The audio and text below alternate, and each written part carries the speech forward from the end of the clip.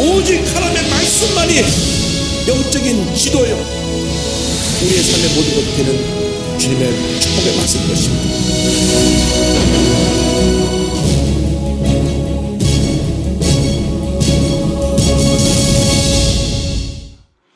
오늘 예수 그리스도의 복음 이 같은 제목을 가지고 마가복음 전체 개요를 이제 공부를 하고 그 다음 마가복음을 본격적으로 우리가 강의를 들어가겠습니다. 마가복음 누가 기록했죠? 마가가 기록했습니다. 누가복음은 누가가 기록했고, 요한복음은 요한이 기록했고요. 사도행전은 누가가 기록했고, 사도가 기록한 게 아니라 누가가 기록했고요. 로마서는 사도 바울이 기록했고요. 예. 이제 마가라고 하는 이름은 로마식 이름입니다. 원래 그 요한, 그 유대인의 이름은 요한이고 히브리 이름은 요한이고 마가인데, 당시 로마 시대니까 로마에서 통용되는 이름을 다 갖고 있었습니다. 우리 한국 사람이 미국 가서 이제 미국 시민권을 받게 되면 우리 한국 이름이 발음하기 어려우니까 미국 사람이 발음하기 쉬운 이름으로 이름을 이제 하나 추가합니다.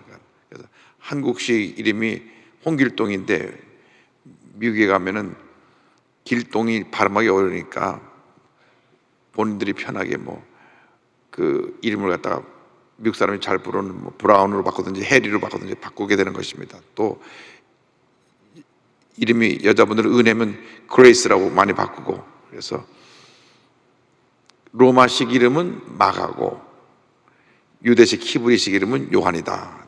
근데 마가라고 하는 이름이 뜻이 망치입니다. 망치. 이 사람이 좀 젊은데 울뚝불뚝한가 봐요. 우리 옛날식으로 편하게 말하면 돌쇠입니다. 돌쇠 같은 친구예요.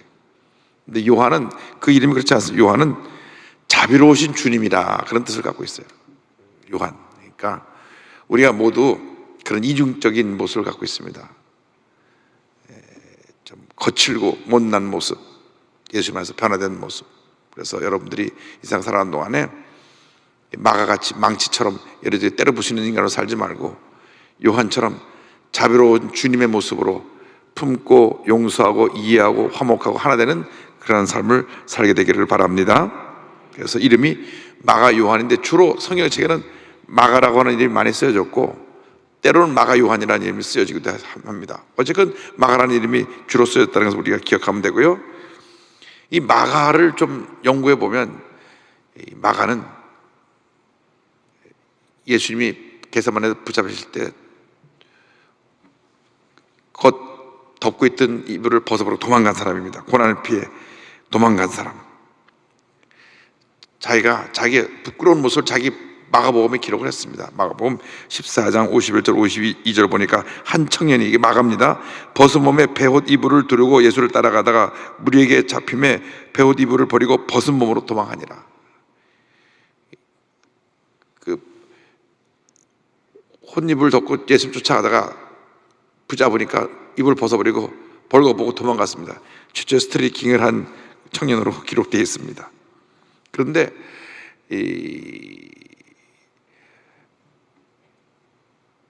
바울의 동역자인 바나바의 조카가 됩니다. 조카. 골로새 4장 10절을 보면 나와 함께 갇힌 아리스다고와 바나바의 생질 마가와 이 마가에 대하여 내가 명을 받았으며 그가 이르거든 영접하라. 그래서 바나바의 조카게 되면 끔찍하게 바나바가 챙겼던 청년입니다. 그런데 그 집이 좀 당시 큰 저택이었던 것 같아요. 그래서 그의 집이 예배처소로 들여졌고 또 교회로 불려졌습니다. 사도행전 12장에 가면 이런 기록이 나옵니다. 이에 베드로는 옥에 갇혔고 교회는 그를 위하여 간절히 하나님께 기도하더라. 이 교회가 어디냐? 12장 12절 그 뒤를 보면 이하에 깨닫고 마가라는 요한의 어머니 마리아의 집에 가니 여러 사람이 거기 모여 기도하고 있더라. 베드로가 대문을 두드린데 로데라 하는 여자아이가 영접하러 나왔다가 베드로의 음성인 줄 알고 기뻐하여 문을 미처 열지 못하고 달려들어가 말하되 베드로가 대문 밖에 섰더라 하니, 마가 요한의 집이 굉장히 큰 저택이어서 거기서 예배를 드려서 교회로도 불려졌고, 이것이 최후의 만찬을 한 그 마가의 다락방이고 또 예수님이 승천하신 후에 함께 모여서 기도했던 그 장소이기도 합니다. 그리하면 자리를 펴고 준비한 큰 다락방을 보이리니 거기서 우리를 위하여 준비하라 하시니. 사도행전 1장을 가면 다시 설명이 나옵니다. 12절로 14절에 제자들이 감람원이라 하는 산으로부터 예루살렘에 돌아오니 이 산은 예루살렘에서 가까워 안식일에 가기 알맞은 길이라. 들어가 그들이 유하는 다락방으로 올라가니. 다락방. 베드로와 요한과 야고보, 안드레와 빌리, 도마와 바드로메, 마테아 및 알페의 아들 야고보, 셀루딘 시몬, 야곱의 아들 유다가 다 거기 있어 여자들과 예수의 어머니 마리아와 예수의 아들과 더불어 마음을 같이하여 오로지 기도에 힘쓰더라. 그런데 이 다락방이 우리가 생각하는 그런 집 한 구석 2층이 조그만 게 아니라 큰 그 저택마당 같이 큰 다락방인데, 그래서 이제 마가 다락방에 그곳이 예배 장소로 들여졌다는 것을 기억하면 되고요. 그런데 이제 마가가 젊어서 호기심도 많고 이렇게 열심히 잘 따라다니고 했는데, 사도 바울의 이제 1차 선교행을 따라갔다가 중간에 힘드니까 도망갔습니다. 그러니까 그 해외 선교여행 가다니까 요즘 말하면 해외 어디 관광 가는 줄 알고 따라갔다가 가보니까 너무 힘들거든요. 그래서 도중에 돌아옵니다. 사도행전 13장 13절에 설명이 나옵니다. 바울과 및 동행하는 사람들이 바보에서 배 타고 밤빌리아에 있는 버가에 이르니 요한은 그들에게서 떠나 예루살렘으로 돌아가고. 1차 선교행 때 초반기에 가보니까 고생문이 훤히 열렸거든요. 그래서 좀 따라가다가 아유 저 힘들어서 돌아갈래요. 그래서 이것 때문에 이제 2차 선교행 할 때 바나바와 바울이 심히 다투게 되고 서로 나눠서게 되는 장면이 사도행전 15장 36절 이후에 나옵니다. 며칠 후에 바울이 바나바더러 말하되 우리가 주의 말씀을 전하는 각성으로 다시 가서 형제들이 어떠한가 방문하자 하고. 사도 바울이 1차 선교행 때 쭉 돌아던 지역을 다시 2차 때 돌아보기를 원하는데, 그 바나바는 마가라 하는 요한도 데리고 가고자 하나 바울은 밤빌리아에서 자기들을 떠나 함께 일하러 가지 아니한 자를 데리고 가는 것이 옳지 않다 하여 서로 심히 다투어 피차 갈라서니 바나바는 마가를 데리고 배 타고 구브로로 가고 바울은 실라를 택한 후에 형제들에게 주의 은혜의 부탁함을 받고 떠나 수리아와 길리기아로 다니며 교회들을 견고하게 하니라. 그래서 이 바나바 조카 때문에, 마가 때문에 2차 선교여행 갈 때 이 바나바와 바울이 힘에 다투고 나눠졌습니다. 이 사도 바울은 아주 철저한 원칙주의자였던 것 같아요. 우리가 주님을 하는데 저기 왔다 갔다 하는 사람 데려갈 수 없다. 철저하게 헌신된 사람을 데리고 가야지. 또 따라 나왔다가 힘들다고 또 중간에 가버리면 그건 절대로 용서할 수 있는 일이 아니다. 아주 그 원칙주의자입니다. 그래서 절대로 안 된다. 그러니까 바나바는 젊은 청년이 그럴 수도 있죠. 기회를 주자고 안 된다고 옥신각신하다가 성경을 보면 심히 다퉈가지고 둘로 나눠져서 바나바는 바나바대로, 사도 바울은 사도 바울대로 선교여행을 떠나고, 그 후로 바나바의 흔적은, 여행 기록은 이제 사도행전에서 사라지고 사도 바울의 기록이 쭉 남습니다.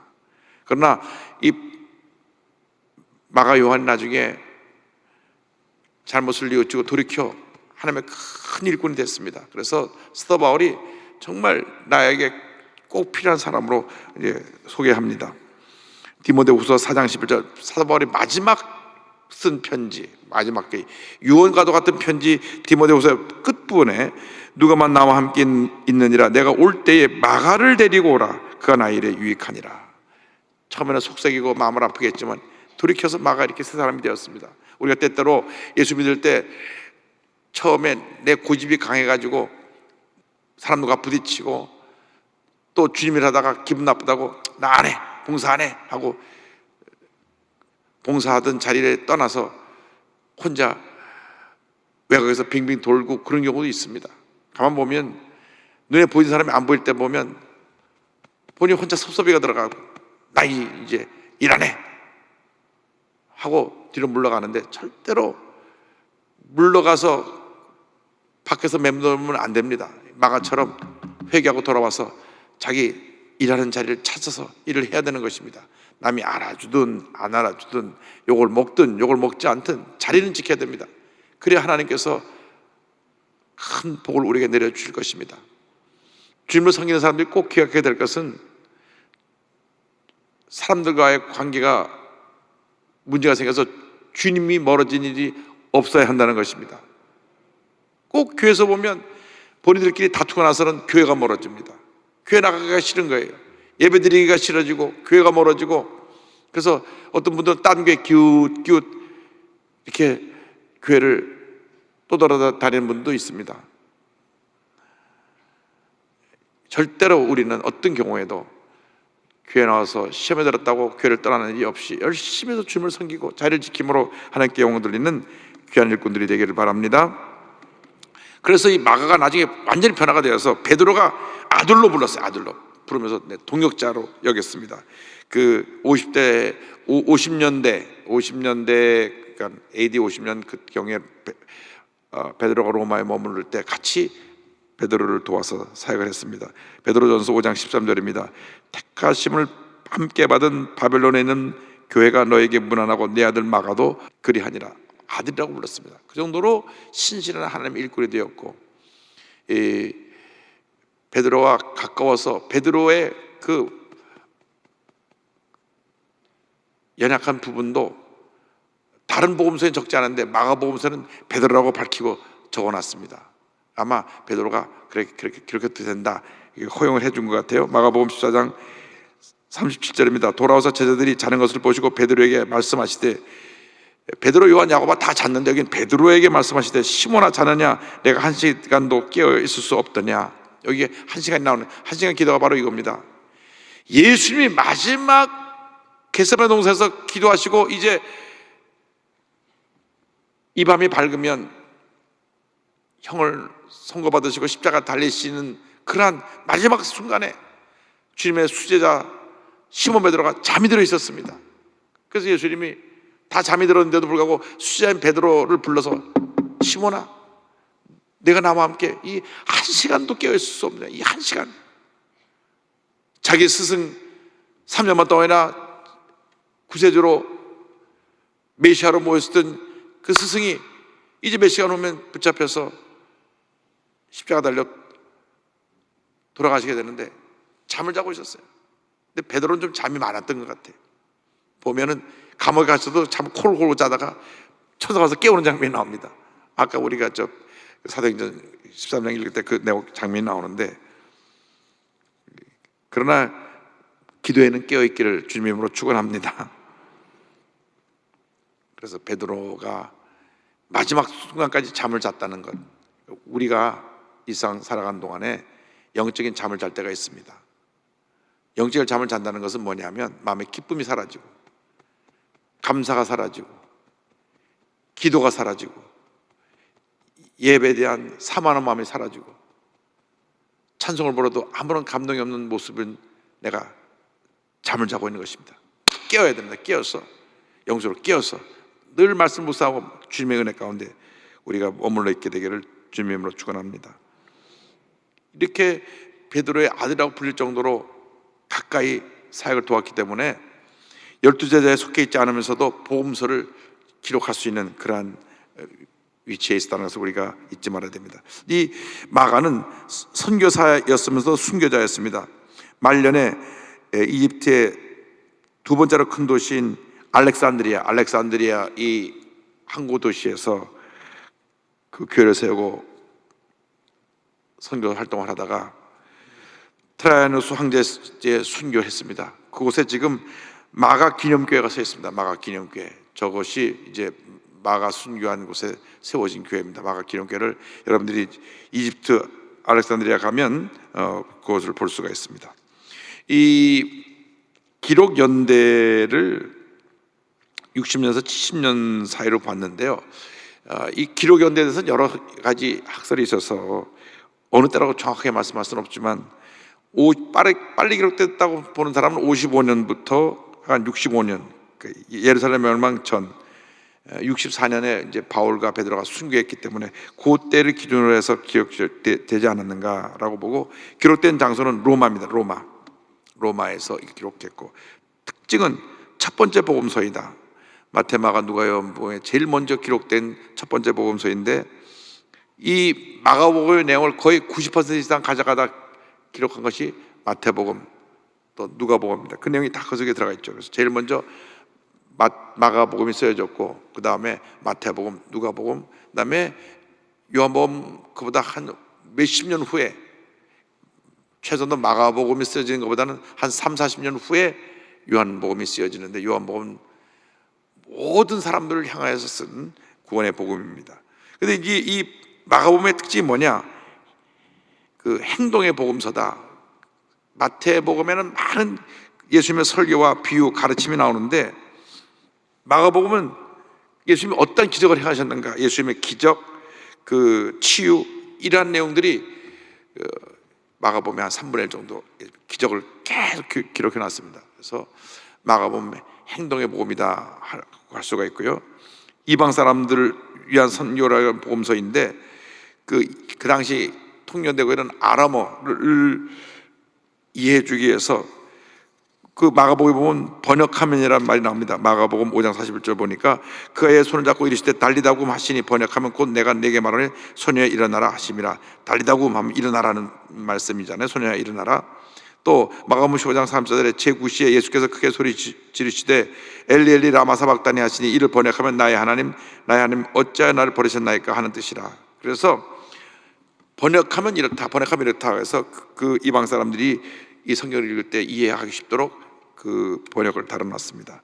또 그 헬라식 표기와 로마식 표기를 함께 언급한 기록도 많이 나옵니다. 마가복음 12장 42절에 한 가나안 과부는 와서 두 랩돈 곧 한 고들한테를 넣는지라, 이렇게 설명을 붙였습니다.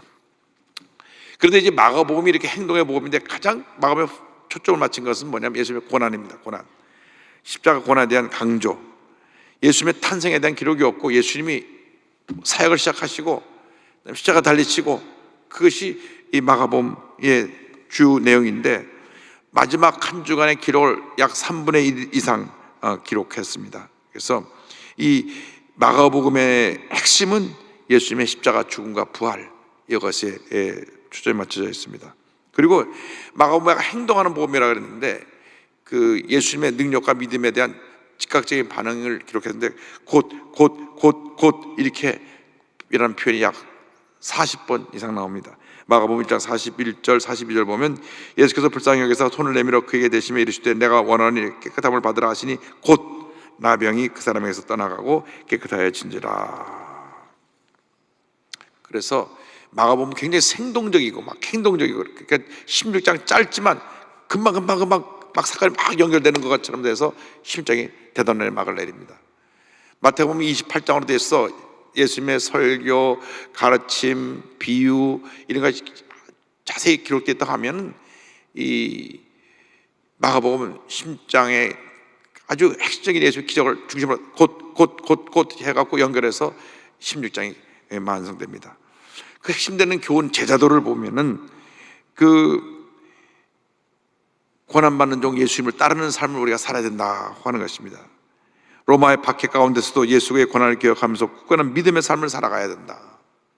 믿음의 삶, 죄인을 구원하시기 위해 종이 되신 예수를 본받아 겸손과 섬김의 삶을 살아야 된다. 셋째로 온천에 다니며 만민에게 구원의 복된 소식을 전파하는 선교의 삶을 살아가야 한다. 그래서 마가복음을 통해서 우리가 기억해야 되는 것은 하나님은 어떤 사람과 함께 일하시냐? 믿음의 사람. 할 수 있거든이 무슨 말이냐? 믿는 자에게는 능치 못할 일이 없느니라. 믿음. 그래서 우리가 이 코로나19라고 하는 정말 듣도 보도 못한 재앙을 만나서 어려움 가운데 처해 있는데 헤쳐나가는 길은 믿음으로 사는 것입니다. 절대긍정의 믿음을 가지고 거룩한 꿈을 꾸고 믿고 고백하고 나가면 이 어둠이 걷히고 광명의 아침이, 밝은 아침이 다가올 걸 믿습니다. 우리가 믿음을 강하게 해야 됩니다. 믿음이란 뭐냐? 약속의 말씀에 굳건해서 흔들리지 않고 주님만 바라보고 나가는 게 믿음입니다. 믿음이 무엇이냐? 거룩한 꿈을 꾸는 것입니다. 지금 절망에서 문제만 바라보지 말고 다가올 하나님의 축복을 바라봐야 합니다. 마가복음에서 배워야 될 것이 믿음의 역사. 그 다음에는 마가복음이 종의 복음이라고 했는데 겸손과 섬김의 역사. 우리가 믿음의 사람들이 한 가지 꼭 조심해야 될 것이 뽐내면 안 돼요. 내가 하면 그때로부터 문제가 생깁니다. 내가가 아니라 주님이 하고 우리는 겸손하게 낮아져야 되는데 그게 참 잘 안 됩니다. 잘 안 돼요. 특별히 잘 될 때 그게 잘 안 됩니다. 사업이 잘 될 때, 높은 자리에 올라갈 때, 손대는 것마다 형통하게 될 때 내가 겸손과 섬김은 평생 동안 우리가 쌓아야 될 덕목입니다. 숙제입니다. 숙제. 섬기며 살게 하여 주옵소서. 섬기며 살게 하여 주옵소서. 칭찬받을 때, 잘 될 때 섰다는 자는 넘어질까 주시바라. 늘 겸손과 성령의 본을 보이고 여러분을 통해서 선교 역사가 펼쳐지게 되기를 주님으로 축원합니다. 핵심 선구가 마가복음 10장 45절입니다. 다 같이 보겠습니다. 인자가 온 것은 섬김을 받으려 함이 아니라 도리어 섬기려 하고 자기 목숨을 많은 사람의 대성물로 주려 함이니라. 예수님은 이렇게 말씀하시고 또 말씀하시고 말씀하시고 또 말씀하심에도 불구하고 잘 안 돼요. 잘 안 돼요. 잘 안 돼요. 늘 자기가 섬김받기를 원합니다. 대접받기를 원하고 섬김받기를 원하고 더 많이 가지려고 하고. 가장 큰 문제가 뭔가 이렇게 가만히 영적으로 들여다보니까 탐욕이에요. 탐욕이 어디서부터 왔느냐? 인류의 조상 아담과 하와로부터 왔습니다. 아담과 하와가 그 풍요로운 에덴 동산에서 모든 것 다 누리게 해주시고 만물의 영장으로 다 다스리게 해주시고 아담에게 얼마나 큰 축복을 주셨는지 아담이 말만 하면 동물의 이름이 다 붙었어요. 코끼리가 되라, 독수리가 되라. 그 순간 독수리가 되고 코끼리가 되고 다 이름이 다 붙은 겁니다. 그런 하나님의 능력을 받은 그 만물의 영장인 아담과 하와가 탐욕이 들어왔어요. 악한 원수마귀가 탐욕을 집어넣은 것입니다. 선악과 먹으면 하나님처럼 될 것이다. 그러니까 지금 풍성하게 누리고 있는 것 얼마나 많은데도 하나님처럼 된다는 말에 그냥 하와가 선악과를 따먹고 그 다음에 또 아담에게 갖다 줘서 아담도 먹게 하고 죄를 지으면 혼자 짓지 또 같이 져가지고 또 그래가지고 인류의 역사 가운데 이 죄가 뿌리를 내린 것입니다. 탐욕이 교만이고 교만이 탐욕입니다. 그러니까 탐욕을 가지면 모든 문제가 생깁니다. 물질의 탐욕을 가지면 돈의 노예가 되고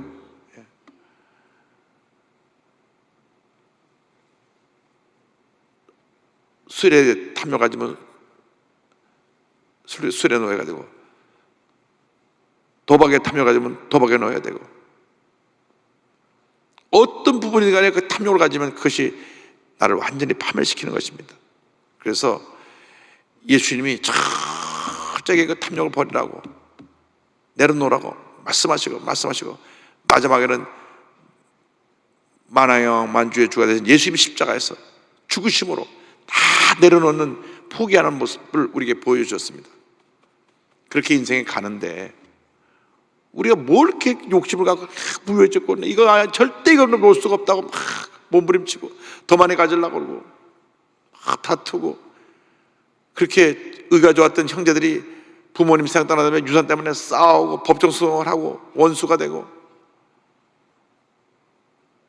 이것이 다 탐욕에서 온 것입니다.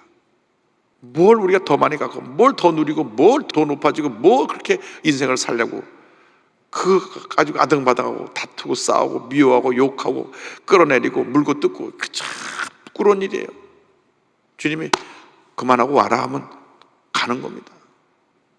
그래서 내 평생 소원 이것뿐 주의 일 하다가 이 세상 이별하는 날 주 앞에 가리라. 할렐루야. 이 같은 삶을 살아가는 여러분 모두가 되기를 주님의 이름으로 축원합니다. 기도하겠습니다. 사랑과 은혜와 자비가 무한하신 하나님 아버지, 마가복음을 통하여 예수님의 희생과 섬김을 배우게 하심을 감사합니다. 믿음의 역사를 배우게 하심을 감사합니다.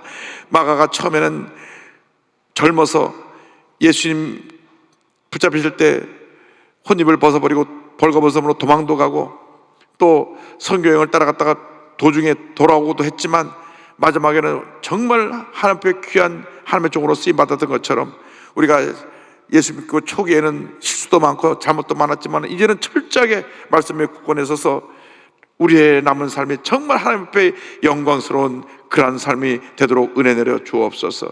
믿음의 역사를 이루게 하여 주옵소서. 겸손과 성령의 본을 보이게 하여 주옵소서. 우리를 통하여 예수 그리스도의 복음이 만방에 증거되어지게 하여 주시옵소서. 예수님의 이름으로 기도 올리옵나이다. 아멘.